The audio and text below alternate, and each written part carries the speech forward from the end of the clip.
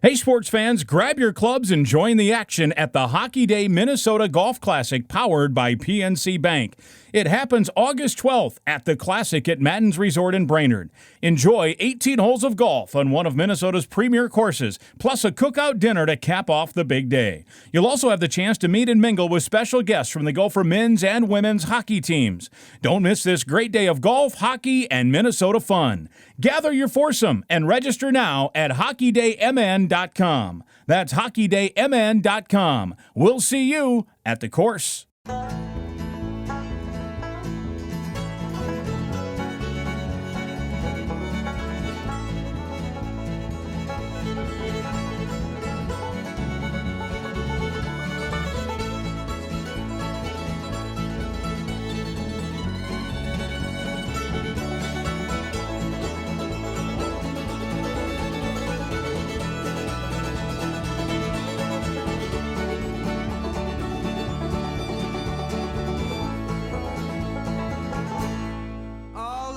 Just so you're aware, Russo was in charge of topics for today's show.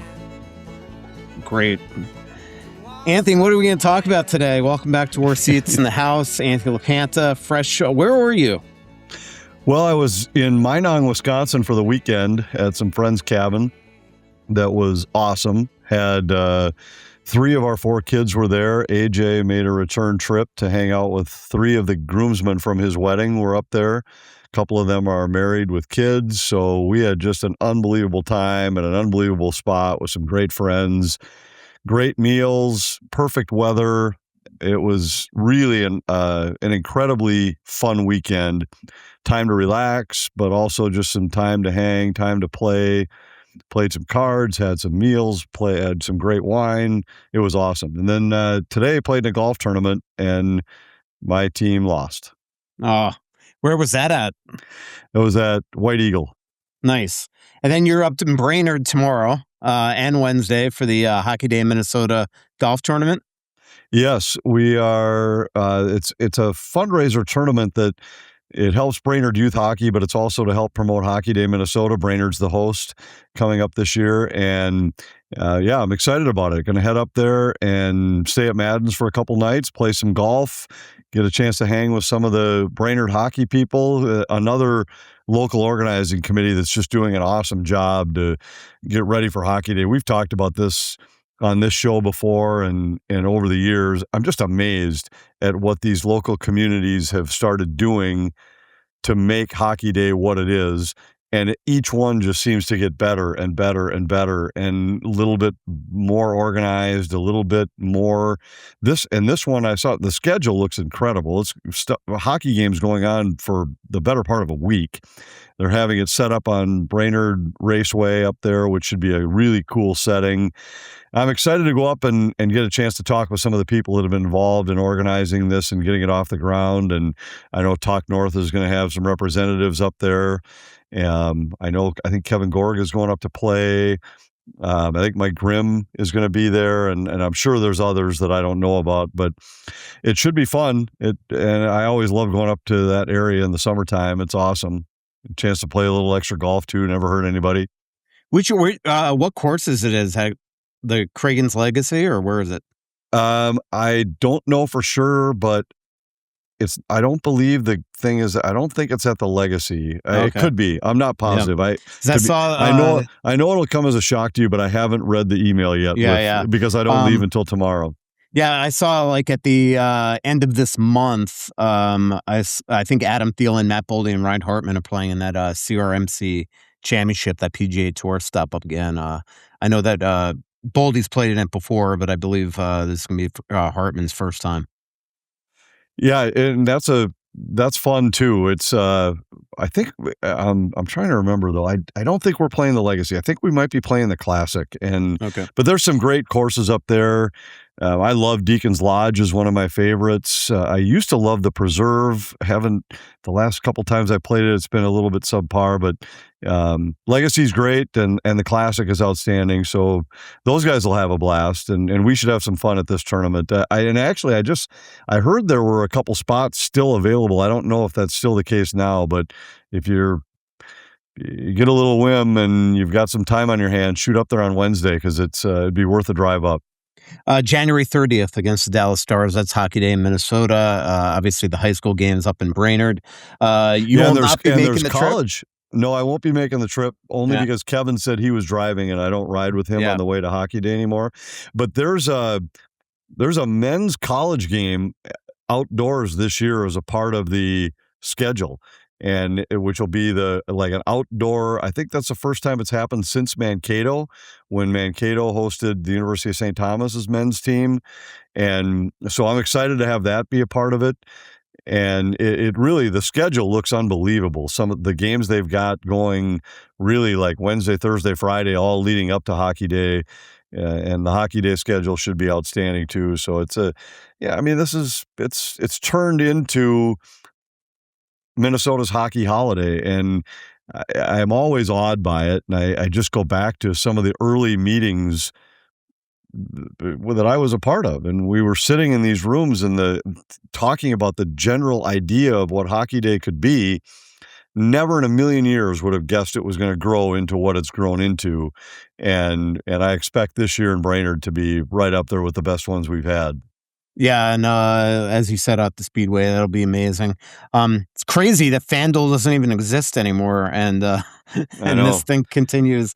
Well, and that's so I don't know exactly what it's going to, and I don't think anybody knows for sure exactly what the day will look like. I mean, it is going to be different. There's no question about it. It'll be different than what we've done before, but wherever it is found on the air on this new wild television venture, it's going to be great. Just the games themselves are great, and the truth is, a lot of the people that have been behind the scenes, a big part of it, I think, will still be a part of it. And so I hope fans are expecting more of the same rather than expecting change this year. I really think it's going to end up being an event that we can maintain, even though back in the day when it started, when it was Fox Sports North and the Minnesota Wild working in conjunction, and Fox did a lot of the heavy lifting for it.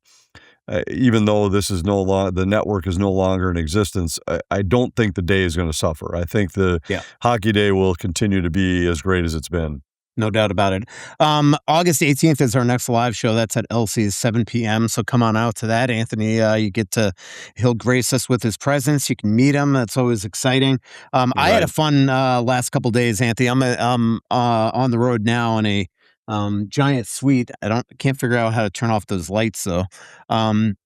But I just spent the last problems when you get big suites instead of just normal king size rooms. I know. As those of us that just stay in the king non-smokings, you don't have to worry about mood lighting. Yeah. As Alex could attest, he finally is like, "Are you closing those blinds with a button?" Because they were just going. But I am. I'm out in Vegas right now. You're in a card tournament. Yeah, I was. So this is what I won: a couple bottles of water. I took. That's all I got left from the card tournament. Funny, I won those playing Pygao. You could have just done that instead. Yeah. I do have a couple more coming up. Actually, I did win a sit and go yesterday, but the big tournament that I was in did not last well. I was playing with a bunch of AJ LaPanta types who were playing like 3-deuce offsuit and somehow cracking my kings. It's one of the all-time great poker stories, you getting beat by AJ LaPanta, who went all in because he thought he was playing the cards he had in the previous hand. Yeah. And knocked you out, the first man out. It was like the first or second hand of the game, wasn't it? And yeah. I mean, it was really early. Yeah, I became full-time dealer because I refused to buy back in after that hand. But I had a fun the last couple of days. I was out in Colorado, saw a concert at Red Rocks, and then I went up to Frisco, Minnesota. Actually, Dillon, Minnesota, Colorado. Went up to Dillon Amphitheater on Lake Dillon. Incredible venue with the mountains in the background. Saw back-to-back nights of Trampled by Turtles. A Saturday night, absolutely epic set that they played. It was just a sensational set. If you were out there, you know what I'm talking about. A couple people did come up to me. Even the Friday night, they played Victory. So they played two different sets. Like, that's the thing with their catalog. They have so many songs. I didn't repeat one. And by the way, Dave Simonette says hello. Anthony. I haven't seen Dave for a while. Yeah, I know. I brought him to your Misfits party. He's been a Christmas guest at our house before. Yeah. But on the Friday night, they played Victory, which is obviously the opening song of this podcast, and a bunch of people came running up to me saying they half expected us to be talking right after the intro of that song. Just pop out from one of the caves and let her rip. You know what I was showing Dave Simonette, Anthony, was our yacht Croatia trip next summer. Oh, yeah. He could not believe that we have a yacht for all our guests. So that's going to be a blast as well. It will be. I'm excited about that trip. We actually talked a lot about our Europe trips with the crew I was with this weekend, and shared a lot of stories about this year's trip to Lake Como and down to the French and Italian Riviera, which was awesome. And the other thing we have on our schedule coming up is we have a dinner that we raffled off that night for a few of our guests to come over. You'll be the sous chef. You'll be doing a lot of the high pressure food prep in my kitchen to entertain a dinner for a few of those couples. Yep, I did tell Mario today, besides the wine, I'm happy to contribute too, because I know you foot the bill on this. So definitely coming out of there. I will say, seeing Trampled by Turtles in Colorado is pretty cool, because it's kind of their second home. I mean, obviously we know they're a Minnesota band, but they're so popular in Colorado. They got a new album coming out in November, first on vinyl, then in the beginning of the new year. And they played a couple of their new songs throughout the couple days, so that was pretty awesome as well. It is funny, every time I go see a concert in Colorado, and I've seen a ton of them at Red Rocks or Mission Ballroom or Ogden Theater, or obviously up at Dillon, I'm always looking at these Colorado people, thinking of how many people I've blocked on Twitter. Like there's a really good chance that the vast majority of people around me. So I always have my head on a swivel, worried I'm about to get attacked. You are pretty popular with Avalanche fans. That's been proven over the years. Exactly. Do you know how many people I blocked on Twitter? 0. I know you're very proud of it. 0. Yeah. Well, I'm not proud of it. It's just that I've never done it. Yeah. So when I was kicked out of this poker tournament yesterday, how many people have you blocked on Twitter? Can you find out? All right. Hang on. I'd be curious. I want to know the number. How many you've blocked and how many you've muted? Well, all right. Can you know that? I'm looking. Okay. So 1,514 blocked. 955 muted accounts. And 7 muted words. What are those? Homer. I didn't know you could mute words. Yeah, Homer. Clown, the emoji. So clown. if somebody calls you a homer or a clown, then you don't hear them? I will not see the tweet. Okay. And then the actual emoji clown. Okay. So if you send me that emoji clown, I don't see it. I don't know why, but I have reminds vicious in here. I don't know. Vicious and reminds. I have no idea. So anyway, where do you find out is it under profile? It's under privacy and settings. Okay. Yeah. So there you go. This is very fascinating information right now. Yeah. So you want to know how bored I was last night, and it's hard to be bored in Vegas. So I get kicked out of this poker tournament, Anthony, and I come up to my room and I start flipping the channels, and I started watching the 3 ice hockey. Have you ever seen that? It's the 3-on-3 professional team.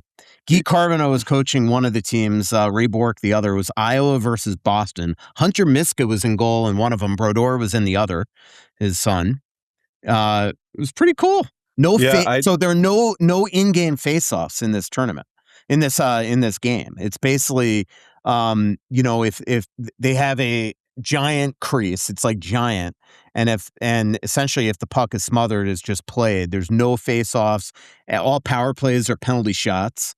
It was entertaining. I watched it for like probably a period and a half. Yeah, coincidentally, it's funny, I don't know when the season is or when they play, but I was on the treadmill at Lifetime maybe a week and a half ago, and it all of a sudden came on, and Steve Mears I saw him pop up on the screen. He's the TV voice. Well, now I guess TV and radio in Columbus because they're now simulcasting. But I saw him pop up and I was like, oh, I wonder what this is. I just assumed it was going to be something with like the Gretzky-Holinka Cup or something. And then all of a sudden I saw that it was the 3-on-3 tournament.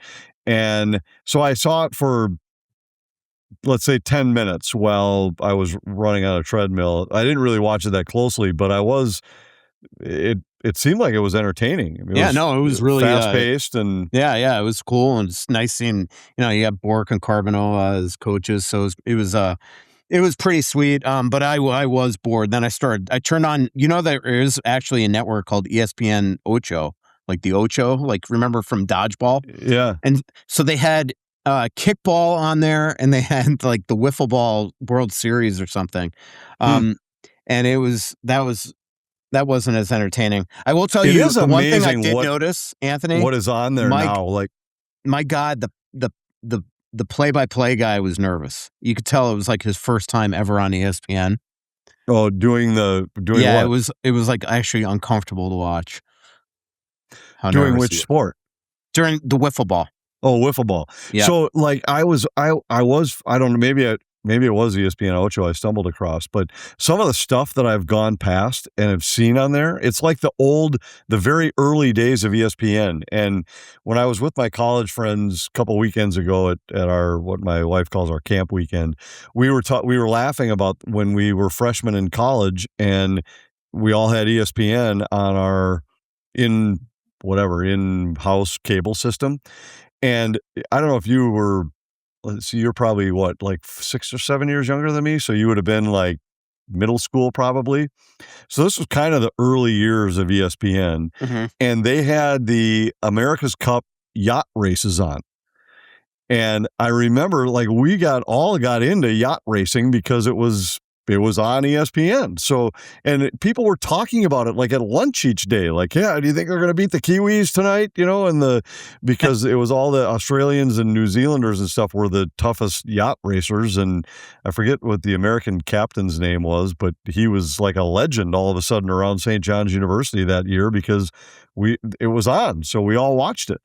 And this is kind of what this ESPN Ocho feels like now. There's sports on there. They had everything. They got cornhole tournaments and stuff on there. Dodgeball, axe throwing, darts, everything. I saw a paintball tournament on there the other day. And then I found out one of my college roommates has a son who plays in professional paintball tournaments. Pretty cool. All right. All right. I have confirmed, by the way, on my privacy and safety that I have 0 people muted, 0 people blocked, 0 words muted, 0 notifications muted. Mm-hmm. So people are free to tell me whatever they want. Yeah. Hey, it's Russo for Aquarius Home Services, your independent authorized Connecticut dealer. Summer is the perfect time to tackle home improvements, and now you have even more time to save because Aquarius has extended their summer trade-in and trade-up sale through August. If your old water softener isn't getting the job done, trade it in and trade up to a Connecticut whole home water treatment system. Through August, get an additional $500 off on top of their summer sale prices. Whether it's city or well, imagine cleaner, worry-free water right from every tap. I've had a Connecticut system in my home since we basically started this podcast, and it's provided me perfect tasting water for drinking, cooking, cleaning, and protecting my home. The best part? It all starts with a free water test in your home or cabin, and take it from me, it's cool watching the technicians' chemistry experiments. Schedule today at AquariusHomeservices.com. Aquarius, earning the right to be recommended, and don't forget to tell them Russo sent you. Switching is easy. We do it all the time. We could switch on the lights, we switch TV channels, some of us even switch our favorite sports teams. Well, that's a stretch. But what's not a stretch is how you could switch and save with Tony Hoagland State Farm. In fact, State Farm agent Tony Hoagland and his team can switch you over so you can start saving today. If you thought your last homeowner's insurance renewal was really high, or it's been a while since you reviewed your coverages, Tony and his team are ready to welcome you to the State Farm neighborhood. With Tony and his team, it's easy to switch and save. You can reach out to Tony's office at 763-421-4900 to start saving today. Again, that's 763-421-4900. Blocking doesn't, you don't have as much power anymore because since Elon turned it into X, now if you block somebody, they still see it. They just can't reply, but they can quote tweet. So it's annoying. So that really has defeated the purpose of the block function. So muting is a little better because those people just don't know that they're going into the ether and are never ever seen. The other thing is, like, if you don't follow me, I don't see your tweets. So, if you're a Devils fan and haven't gotten the satisfaction of seeing me reply, that's probably why. All right, let's talk about the Wild. Speaking of the Devils, Quinn Hughes, did a lot of intel on that this week. Really nothing much going on. I really think that this really just comes down to, Anthony, kind of what you and I have been alluding to the last couple weeks, is that the world has changed out there. Since Kirill Kaprizov got the $17 million and that changed the landscape. This offseason, in fact, I talked to an agent today about this. This offseason changed a lot. Leo Carlsson signs the offer sheet, 5 years at 18. Macklin Celebrini gets 18.8. And, if Macklin Celebrini is getting 18.8 and he's going to be the highest paid player in the National Hockey League this year, I mean, there is absolutely a world where you could say that Quinn Hughes and Cale Makar should be the highest paid players in the National Hockey League. And I think that this is just something where the Wild probably never thought that they were going to have to go over 17. Coincidentally, the irony here is they've probably are the ones that started this whole market, this whole trend by going to 17 for him. And so I just think this is just a negotiation that is, probably going to take a little longer. But they've got to come up with the numbers here that make sense for all parties. The Wild are still convinced that he is signing. He's given them every indication that he plans to extend.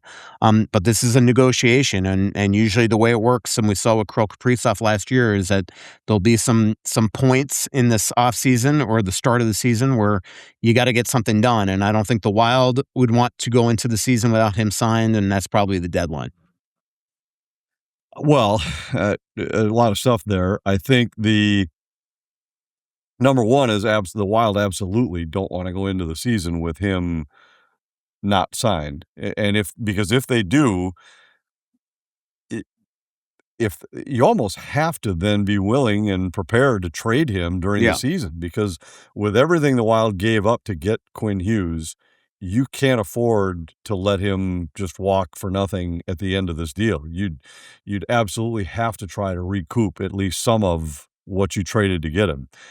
And the other part, again, it's all speculation, but yeah, it sure does seem like the landscape is changing, and the fact that, these guys that you just mentioned, guys like Carlson and Celebrini, they signed these deals. The days of a guy signing a contract and being the highest paid player in the NHL for the duration of his contract are over because Kirill Kaprizov is a perfect example. He will never hit the ice as the highest paid player in the NHL, ever. Signed the most lucrative contract in the history of the game, and yet will never once play a game where he's the highest paid player in the league. That's crazy to me. And, these two guys that now signed him this year, by this time next year, there's no chance those are the two biggest contracts in terms of AAV in the NHL. And with the cap going up, it's going to constantly be by the time these guys get to the end of their deals, it's going to represent a smaller chunk of their salary cap. And there's going to be players, maybe even on their own team, but around the league, that are making more money just because there's more in the pot to go around. And I just don't see it. I don't see anything happening short of the cap flattening out again that's going to stop that. Yeah. So again, I'm so confident that Quinn is going to extend. I just think that it's going to be a lot more money than the Wild gave up. And look, he's got all the leverage, right? He's 1 year out from free agency. The Wild gave up a ton to get him. He knows how good he is. This isn't like Kirill Kaprizov at 8 years times 17 is starting at age 29, essentially. This is still a 26-year-old. The term is going to be shorter. The other risk, really, Anthony, of starting the season, it's not even like injuries or things like that. It's like, what if the Wild get off to a terrible start? You don't want to, you don't want to put any doubt in Quinn's mind that he can win here, because that is the ultimate goal with Quinn Hughes, is to win and win, preferably obviously in Minnesota. But look, the reality is that he's in the driver's seat. He's one of the top 2 defensemen in the National Hockey League. In a full year of Quinn Hughes, he could be a 100-point player. There's no doubt about that, especially playing on the same ice sheet as Matt Boldy and Kirill Kaprizov. He knows that he's gonna have to get paid, and right now, I think that the world has changed in terms of where this contract's probably headed. Yeah, and I mean, I'm with you. I still think it's hard to imagine a scenario where there isn't an extension in place before this season starts. Right. But let's just say, put yourself in Bill Guerin's spot, and let's say you get to pick a date, a couple different dates, September 1, and then let's say November 1, and you still haven't had an extension with him. At what point do you have to start to think you're going to change your strategy with the way you build your roster? I mean, maybe not September 1, but I would think if it gets to November 1, December 1, I just think you have to do justice to the rest of your roster, and you gave away the equivalent of 4 number ones to bring him in. Yeah. I'm not sure how you can just let that happen and not replenish that in some way if you don't have a deal in place that extends him. Yeah, I think it gets done by the start of the season at a maximum. I think that they'll, as we get closer to training camp, I think they'll really start to pull the hammer down. I agree, and I think that going back to last year, you remember how tuned in Quinn was to saying how much he respected and knew about the fact that he was well aware of what Bill Guerin offered to get him. And he's such a hockey junkie that I got to believe that he wants the same thing and knows and would understand the Wild situation. They gave up 4 number ones to get me. I have to do them justice and say, like, either, yep, here's what it'll take to sign me, or be willing to then help them out to try to recoup some of what they gave up to get him. Yeah, exactly. And look, I mean, otherwise, if it would behoove him, it'd make all the sense in the world for him to just become a free agent and be able to sign with New Jersey or whomever he wants to. So if he extends, I think it's him as much doing a favor. I mean, obviously, I think he thinks he can win here, but it's sort of a little payback here. Remember, this is his USA Hockey GM as well, who's going to be with him for the rest of his career. Most likely, even if Billy doesn't run the World Cup team, they could do it. My guess is that Bill Guerin is the next Olympic GM.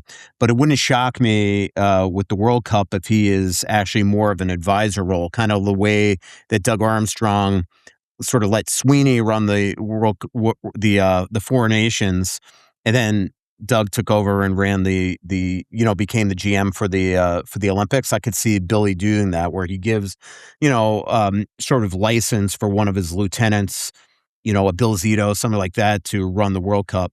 And then he runs the Olympics. But regardless, he's going to be heavily involved, and that Quinn's going to be on the team. Not that if Quinn left here, he would not make the Olympic team. I'm not saying that, but you get what I'm saying. I mean, they're going to have a relationship for a long time.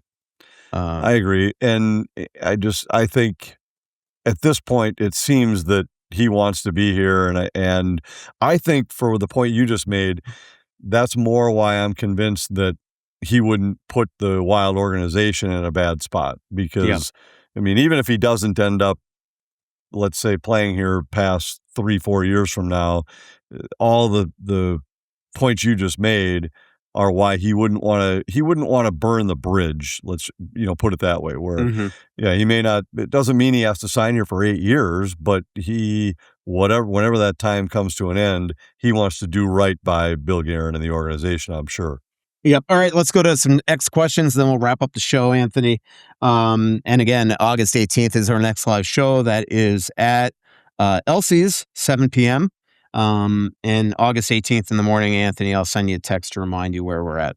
Brad Langstaff says, please tell me the Wild are not going to sign Patrick Laine. They're not, as far as I know.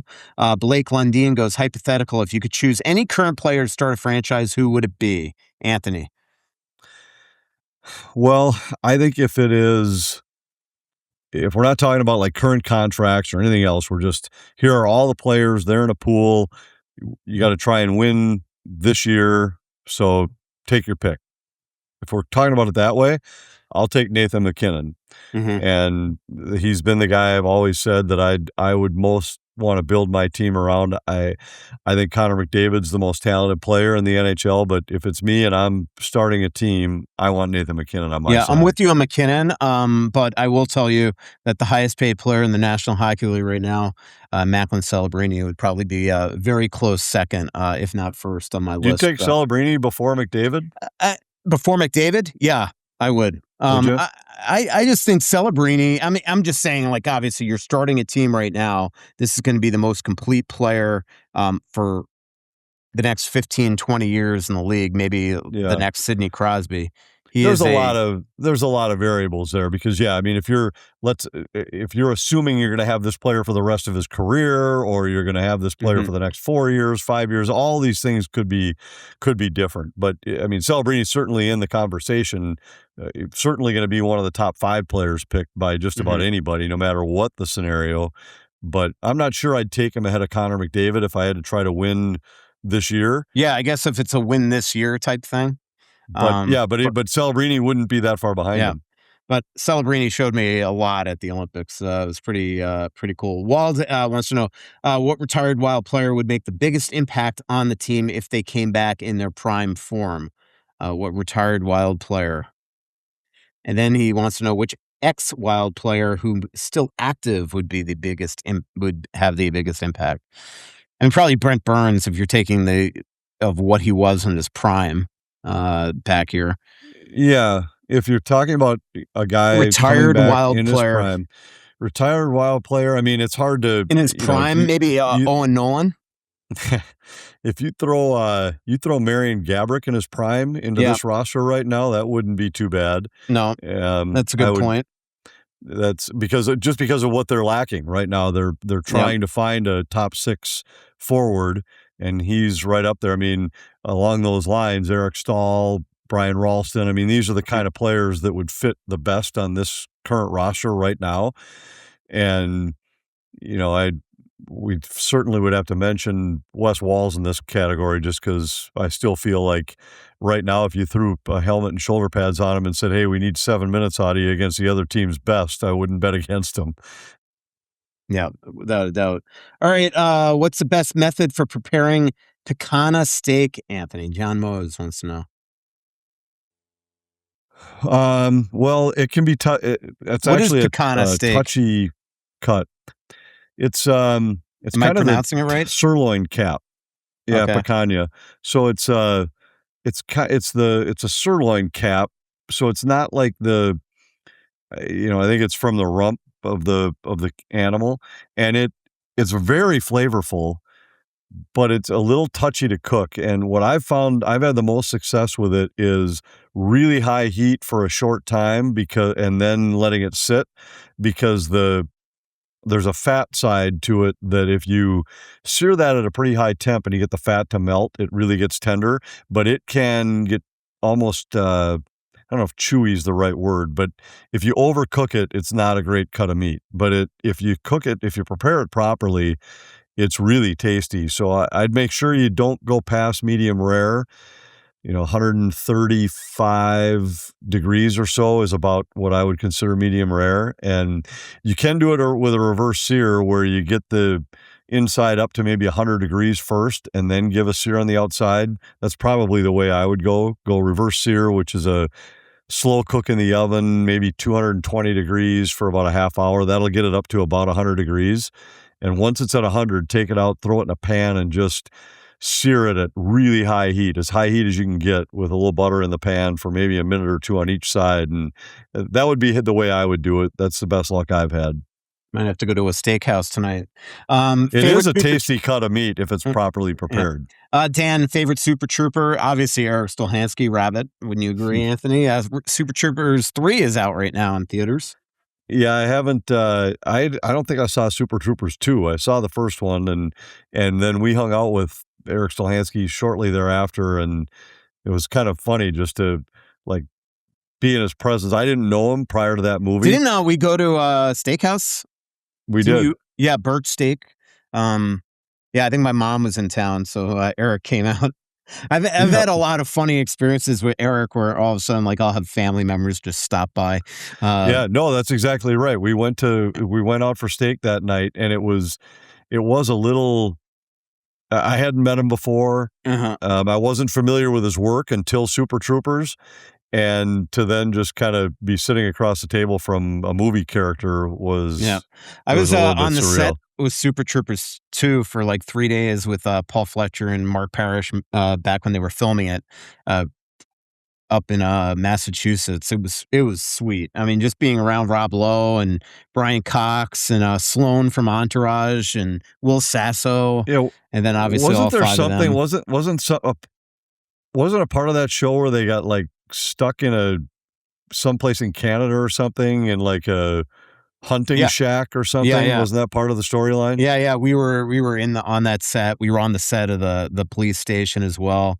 It was a blast. I talked to Eric yesterday. I mean, it's pretty cool. You know, Searchlights, they've done an incredible amount of promo for this, unlike the other movies. I haven't seen 3, but I thought 2 was very funny.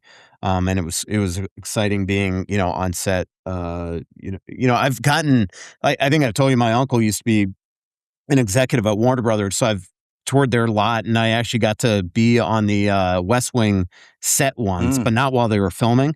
I've been on the Law and Order set. I've been on some others. Saw them years ago at Universal Studio filming the movie Burbs with Tom Hanks. But this was the first time actually being like on a movie set while they were filming, and it was pretty fascinating to watch.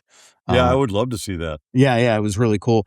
Brian asks, is any idea if Detroit hires a GM in the next year or two? If Larkin was frustrated before watching ownership have no direction, this can't be helping. They are slow moving this. In fact, I'm pretty sure they're going to be talking to somebody else this week, and just shows you that they're still sort of in this preliminary stage. They got this search firm that actually former Wild executive Jamie Spencer is part of it, and they're basically looking for an analytics driven type of GM, but they're still in the beginning stages of this. They certainly seem to be in no rush. So obviously we saw Bill Guerin hired in the 3rd week of August, so it can happen. It can, but this is strange because of what's happening right now with you got a captain who requested a trade. This is a major decision right now that has to be made. Yeah. And whoever this new GM is, if I'm the GM, I want to have some say in what happens with this trade. And if I'm the organization, I want whoever this guy is to be in place, because I got to know what his vision is for. I mean, we're assuming that a new guy coming in is going to have a hard time all of a sudden selling the fan base, selling the teammates, selling everybody else that, hey, now that I'm here, the captain's all in and wants to stay. I mean, I just don't, that still seems unlikely as a endpoint to all of this. So I can't imagine that you wouldn't want somebody in place ASAP to say, we've got to make the right decision here, because already you're in a spot where a lot of the potential trade partners are no longer potential trade partners because of other deals that they've made. Yep. You've heard me talk about the Onyx Hunt app on here for years. Well, make sure you download the Onyx Fish app as well, because before you even pull the boat out of the garage, you can sort lakes by species, trophy potential, and keeper potential, so you're not just guessing and you're going out with a plan. You could also use the Onyx Fish app to filter walleye, bass, panfish, whatever you're chasing, and see species abundance and size data so you actually know what's in the lake before you launch. Everything you need to get there and get on fish is all in one app. Boat ramps, lake access points, public versus private land, points of interest like bait shops and camping. It's all built into the app. No more scrambling around 3 different apps or outdated reports. Onyx Fish gives you the proven fishing area data and local insights that used to take years to learn. So you could do a decade of knowledge all in about 10 minutes. So download Onyx Fish on the App Store or visit onyxmaps.com/fish. Spring fishing is here. Go find a lake you've been driving past for years and finally find out if it's worth the launch. If you've got kids, you know that back to school season is a lot. Supply list, shoe shopping, juggling all the schedules. It's not exactly a magical time of year. The Great Clips app, though, that really does work like magic. With just a few taps, you can find a salon nearby, see the wait time, and check in when it works for you. You can even get a message when it's your turn so you know when to pack up the kids and head over. And oh, the savings. That's where the real magic happens. So when it's time for back-to-school haircuts, download the Great Clips app. It may not take care of all your back-to-school to-dos, but it'll definitely make some of that stress disappear. Great Clips. It's going to be great. Tyler goes, do all NHL teams stay at the same hotel when visiting, or does each team have their preferred hotel? Really depends on the city. Like in Minnesota, there are basically 3 hotels that are used, one more than others. The one in Minneapolis was actually NHL Hotel of the Year 2 years ago, the Four Seasons. It used to be only St. Paul Hotel, and now very few teams stay there, a lot of times on the second of back-to-backs. And then there, the other hotel that sometimes a team will stay at is the Omni by the Vikings practice facility. In other markets, it really depends on the city, right? I mean, in Columbus, pretty much everybody stays at the same hotel. New York, it runs the gamut. Philly, most teams stay at the same hotel. Same thing in Pittsburgh now. Florida, all over the gamut. San Jose, same hotel.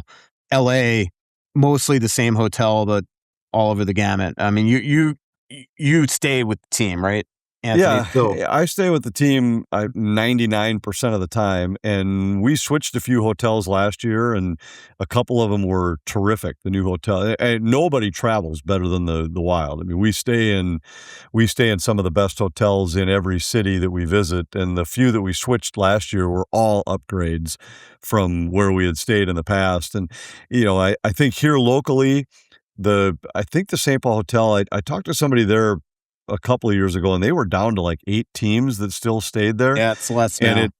And a big part of the reason teams stayed there as long as they did is just convenience. Right across the street, you can walk to the rink. It's easy, but you get a newer hotel in Minneapolis on an off night, there's probably more happening than there is in downtown St. Paul. We'll see if that changes now with some of the upgrades that there's certain are coming coaches to the St. Paul there's hotel. certain coaches that love walking their teams being the proximity to the rink. Like Carolina is a team that changed the Four Seasons, and Rod Brind'Amour's like, nah, we're going back to the St. Paul hotel. Yeah. There's certain. Well, I will say, like when I talk to people who travel with us, and they'll say, like, well, whether or not you like a hotel in this city or that city, proximity to the rink is one of the big criteria for me, because and a big part of it is just game day. So if we're staying in a spot where I always like to walk to the rink, but if you're staying in a spot where you can, the visiting team in most cases skates at 11:30 in the morning. Well, if you're not, like in Philadelphia, we have to ride the bus because we stay downtown. The arena, I'm just using Philly as an example. The arena is a 20-minute bus ride from our hotel. Well, if the team's going to skate at 11:30, we probably have a bus at like 9 o'clock. 9:30 might be the second bus. So you got to get on a bus at 9:30. You drive, skates at 11:30. The bus to leave might be at 1 o'clock or so to come back. So now it's 1:30. You've now wasted from 9:30 in the morning until 1:30 to go to morning skate, which the truth is most times it's about 20 minutes or a half an hour of worthwhile time for us where we get a chance to talk to the players, talk to the coaches. Where now if you can walk, I might walk over there if I want to listen to the visiting team or the home team in that case is coach speak. Maybe you walk over there at 11:15, you catch him, you catch the Wild coaches, and you walk back. You've wasted an hour and a half or an hour instead of 4 hours. So that for me is a big part of it.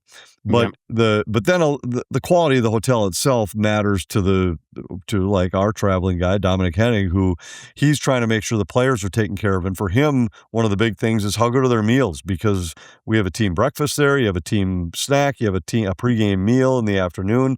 And how good are the meeting spaces, because the coaches need spaces to meet. Sometimes they're meeting with the players there.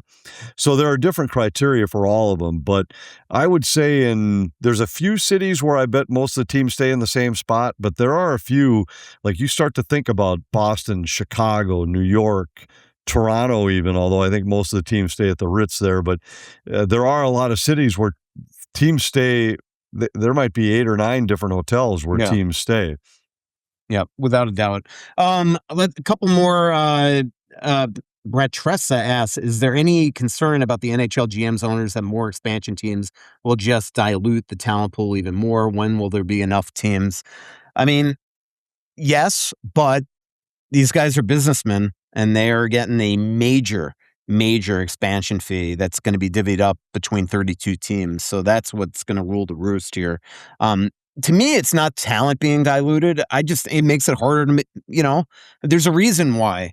Other than Vegas, who had incredible rules, and I'm not taking anything away from the job that Kelly McCrimmon and George McPhee did to build those teams and this sustained success they've had in the decade they've been around. But there's a reason why teams like Atlanta / Winnipeg, Columbus, Minnesota, that these teams. Nashville at least went to one final, but it makes a major difference on how tough it is when you have 32 teams and could be 34 soon and even 36 to make the playoffs. And then go on a 4-round trip to the Stanley Cup final. Yeah, and I think, it's hard to say, like, where do you see it ending? Because maybe it never ends, because really the next step would be probably to get to 36 here in North America. But I don't know. Is it realistic to think somewhere down the road that there might even be teams more on a worldwide stage? I have no idea. Right now that seems far-fetched because of what it would take but what if you started to get to a point where teams had to take a couple road trips across the pond each year to play 7 games or 8 games while you're over there and then come back? I don't know if that's realistic or not, but I had somebody ask me that the other day, like, with all the games being played there now, how long will it be before there's just a team over there? And, that might be a ways down. But I also think you've got some cities right now you've got some of the largest media markets in the country that don't have teams. And Houston, I know they were just mentioned. You mentioned Atlanta, Phoenix getting a team back. These are 3 of the, top 10 media markets in the country? I think what will be interesting, Anthony, is if, let's say, they do go to 36 teams, and we know that Houston and Atlanta and Arizona are 3 of those teams. What's the 4th? What is the 4th? Because, I don't know. I don't think it's Quebec City, because right now they haven't found an owner and that type of thing. Is it Kansas City? Is it Kansas Portland? City was the one I was going to mention, just because it seems like too big a market and too good a sports town. It would be some logical regional ties with some of the other teams in the middle of the country where there just aren't that many hockey teams. For whatever reason, their name never seems to pop up, though, when you start talking about these cities. And what would make it a logical fit to me is it's a major market, it's a great sports town, and they don't have an NBA team. So there isn't competition during the winter for a hockey team. Yeah, exactly. Plus, Taylor and Travis will be coming to all your games. So, they get market geniusly. JE wants to know, if the moon were made of ribs, would you eat the moon? Remember that Will Ferrell playing Harry Carey on SNL with Jeff Goldblum? Oh yeah, I did see that. And it was like half of it was like ad-libbed. Yeah. And Jeff Goldblum like tried to answer his questions without laughing. Yep. Yeah, Alexander wants to know the 5 stages of grief are denial, anger, bargaining, depression, and acceptance. Which of these stages is Anthony in with Johansson leaving? Are you at acceptance yet? I think I skipped all the other ones and just went right to acceptance. It's going to be a tough year. It'll be a tough year. 3 more quickies. Charming Chad wants to know, why is Brodin untouchable in a Larkin trade? I love the guy, but I'd rather have a number 1 center and the middle pair D that misses 20 to 30 games a year. I don't know that he is untouchable, but I don't know that Detroit necessarily wants with a 34-year-old defenseman with 1 year left on his deal that misses 20 to 30 games a year. So yeah. Michael Sullivan wants to know, will this be Spurgeon's last year in the NHL or on the Wild? I don't think in the NHL. I sat in his kitchen with him and his wife before that 1,000-game story that I wrote last year, and he made it extremely clear that while he cannot see himself playing for any other team than Minnesota, that he does not feel that he's anywhere close to the end of his career. So, and he wants to play until they cut the skates off of him. So we'll see. I don't see this being. But I don't think he's just going to retire. And I don't think it's his last in a Wild sweater either. Yeah, just my hunch. Tyler C's wants to know the song that plays before and after your throw in the intro and outro. That is Trampled by Turtles. Victory is the first song and Winners is the last song. And thanks to Dave Simnett many, many years ago when I started this podcast with Jim Suhan that let this be the opening and closing of this song for free, I might add. So really appreciate Dave allowing that. Anthony, by the way, I was at Louis Vuitton today, and they have a cigar trunk. It's a humidor with all these different compartments for cigars. And I think that you should get it for me for a birthday present that you missed in June. Yeah. Well, I was Do you thinking want to know about the that. price? Well, I was debating between that or just buying you a cigar. Can I just get you a cigar instead? Well, do you want to know the price of the other thing? Guess. Yeah, I suppose. Sure. Well, tell me this because I don't have any clue with that. But is it more or less expensive than a wine fridge? Way more. Way more. Yeah. So I wonder why that is because it seems like because it's wine Louis fridge would Vuitton. be. Well, yeah. Well, that's true. I suppose if they made a wine fridge, it's 138 grand. It's 128 more than I was going to guess, and it's about 137,950 more than I was going to spend on your birthday gift. Yeah. So they also have this coffee and tea thing that's 200 grand, and then they have like a roulette trunk, like a roulette wheel and everything that apparently Bruno Mars just bought. That's also 6 figures. So I want them all.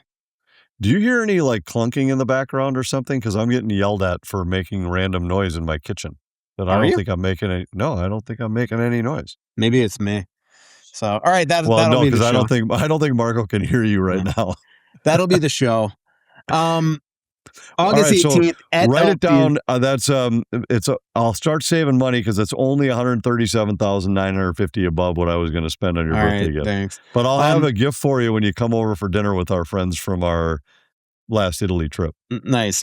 August 18th, 7 p.m. at Elsie's. We need that place packed with lots of people asking questions because chances are we're going to go a 5th straight podcast without anything to talk about. And somehow we got 47 minutes in here. I don't know how we did that, Anthony. I don't know, but maybe next time I'm in the wild offices, I'll stop by Billy's desk and see if he can't make something happen for us. Yeah, thanks so much. Thanks to our incredible sponsors, Aquarius Home Services, your local authorized dealer for Connecticut water treatment systems, Onyx Maps, State Farm with Tony Hoagland, and Great Clips. Talk to you August 18th at Elsie's, everybody. So much coming out, there's nothing going in. I know that you feel like you're never gonna win. Oh, but the world won't forgive.